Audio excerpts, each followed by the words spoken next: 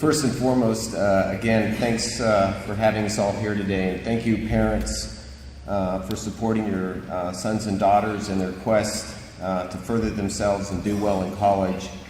As I said before, I've been doing this 13 years now, and one of the things I like to offer all of you is the voice of encouragement. I find many students that are applying not only to us but the other service academies are not very successful in the first attempt. You've already heard a couple of examples today of cadets that were not successful in getting into their service academies earlier, and that's no different with us too. In fact, what many people don't realize is that President Carter actually went to college for 2 years before he was admitted to the Naval Academy. So persistence is very much part of our processes. Every year we have many students that don't get in the first time and they go to college for a year, and in his case 2 years. I've had students with 3 years and 4 years of experience. That's not the path we're trying to encourage you all to do for our particular services and what have you. The other thing I just want to say is that follow the path that you find is of most interest to you. I find many students that actually apply to the Naval Academy were initially interested in flying, so they did all their research, great research for the Air Force Academy, and then they happen to find out we actually have a flying program. Or they're interested in becoming an infantry officer or an artillery officer, and then they learn about the Marine Corps, and they know that the Naval Academy produces Marines. So we have a lot of great career options. I think it provides a wide variety of things. And in particular for the student that doesn't have their life set for them ahead of time, I think our school offers a great opportunity for each and every one of you. But do the research for the schools that you're interested in and apply to all those schools. And as Larry Mullen said, make sure you're applying the ROTC programs because they also provide great paths for admission to the various services and what have you for whatever you do want to do. Now, I have a couple of folks with me who are Naval Academy folks, and I thought I'd let them talk about their experiences and get a little flavor of what the Naval Academy is all about. So first off, if I had Midshipman Thompson come up and talk about his experience getting in the Naval Academy.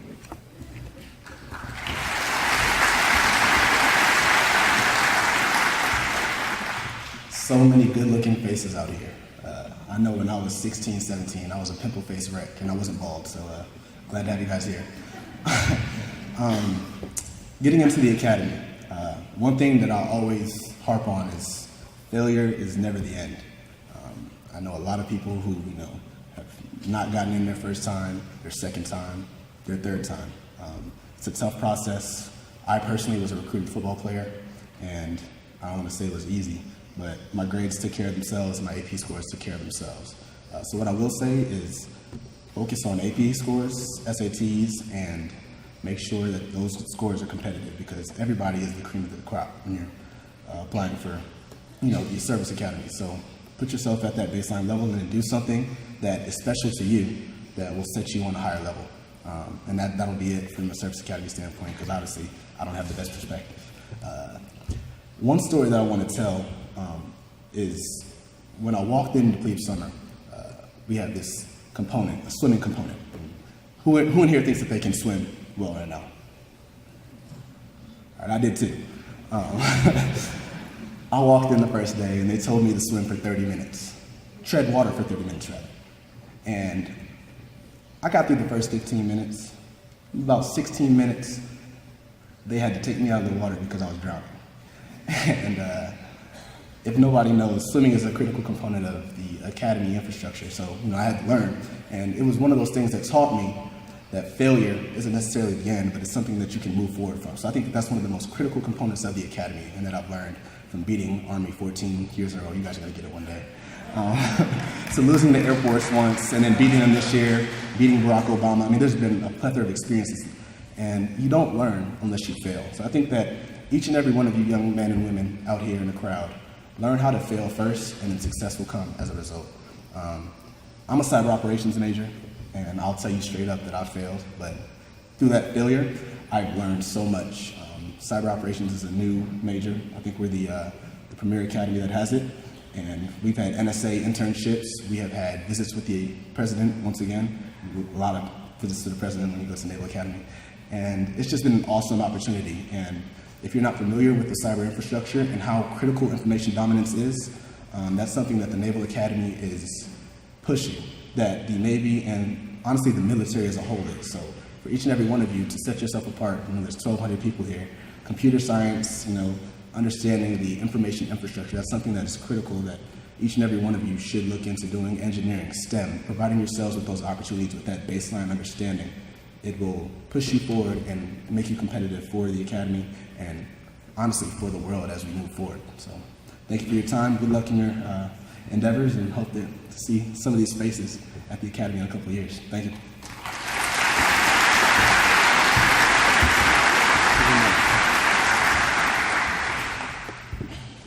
Good morning. Can everybody hear me?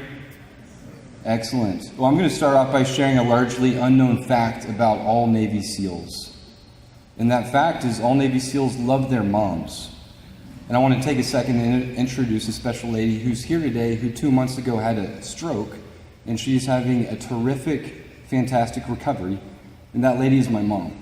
Give her a round of applause.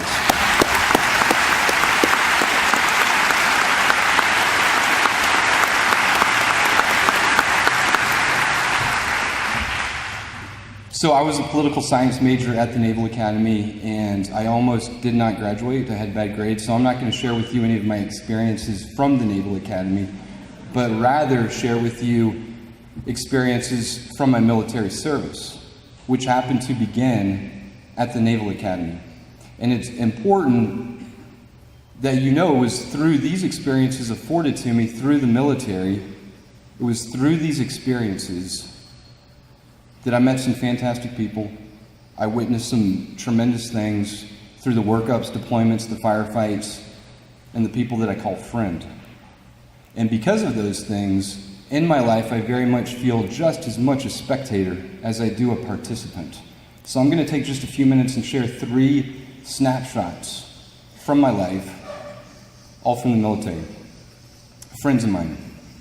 And so it begins. This is before the Navy. A young kid with big dreams in a small town, average grades in high school. Maybe he played sports, maybe not. Maybe he came from a broken family, maybe not. But he did know that this small town was too small for his big dreams. Well, this young man, he knows who Marcus Luttrell is, and he's read the book Lone Survivor. So when he turns 18 years old, he goes to the recruiter office and he signs the dotted line. The next thing you know, he's on a school bus driving off into the sunset, waving goodbye to his family. 3 months later, he's done with boot camp and he is at BUDS, the Navy SEAL selection course. And attrition is high. He is watching his classmates quit in high numbers and ring the bell, yet he stands tall. And while he may not be able to articulate why he's still there, it's simple. It's because he never lost sight of why he was there to begin with. And when you know why you're doing something, the what's in the hows really don't matter. On one particular morning at training, all he knew was to be mustered on the beach at 04. So he and his class, they go to the beach. The sun is not up yet, but the instructors are there. And the instructors have a line of inflatable boats ready to go and a pile of telephone poles. He doesn't know what to expect, but he's told they're about to do the longest mile. It turns out that the longest mile begins with when you and your boat crew, you plus 5 guys, pick up that telephone pole, put it on your shoulder, point south, and run for 1 mile. At the 1 mile mark, you drop the telephone pole and turn around from where you began and return to where you began. And you pick up the 200-pound inflatable boat. You put that boat on your head, point south, and run to the telephone poles. And then you repeat that evolution 6 more times. So the longest mile actually is 21 miles, and I call that West Point math. Sorry, guys. But my point is this. When he was under those boats, people were quitting. His classmates were quitting because they were asking themselves, how am I going to get through this? What's next? But he was successful because he never lost sight of why he was there to begin with. Now let's fast forward again. A few years. At this point in time, this young man, he's done with BUDS, he's done with free fall, and he's good. He can jump a combat load into your backyard at night and you not even realize that he was there. He's checked into his SEAL team, the 18-month workup is complete, and he is halfway through his first deployment. And the feeling, ladies and gentlemen, of going from practice to game day is almost unbearable.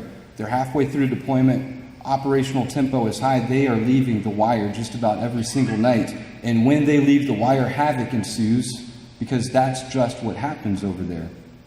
And then a redirective comes across in message traffic, a new tasking.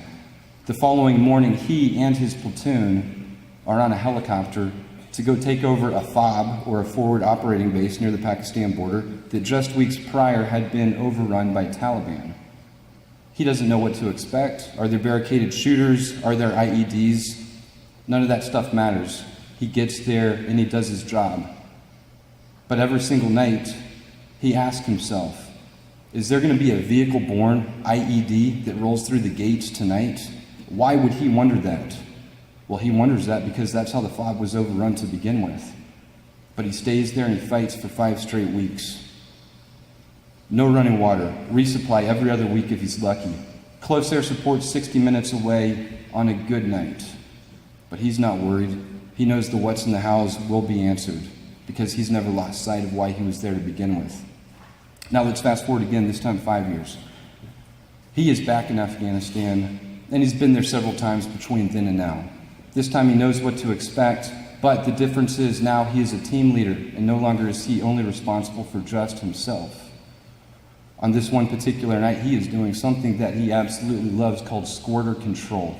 And squirter control is when you are on a helicopter watching the platoon beneath you hit the compound. And on this night, when the platoon hit the compound and shots were fired, squirters, or Taliban, snuck out the back door. Well, he's in hot pursuit because he knows those squirters, or those Taliban, are looking for high ground from which to engage his brothers. All while never losing sight of the squirters, he communicates with the ground force commander, the gunner, the pilot, so that he can guide that helicopter and land it and do his job to close with and destroy the enemy. He finds an appropriate place to land, the helicopter's on terminal, and an RPG sails in, hits the fuselage, kills everybody on board. On that particular night, after the what's in the house were addressed, his brother asked why. Why not me? Folks, here's the deal. These are great schools. They really are. I will say this, it's more than a school you're signing up for. It's a lifestyle, it's a commitment. And when you know why you are doing something, you don't have bad days. You might have a long day or a hard day, a long day or a tough day, but you do not have bad days. It makes it really easy. I'm going to be around for a few minutes. I would like to talk to everybody. I'll be around for a few minutes after we conclude. But as it turns out, I've got to go back to the convention center for an industry show that's open to the public. If I don't happen to talk to you after this event, when everyone's done talking, please come down to the Concealed Carry Expo, and I'd love to visit with you then. Nancy, thank you so much for inviting me again. I know Senator Isakson had to step out, but my thanks to him, all the other distinguished visitors, and of course you guys. Thank you for your time.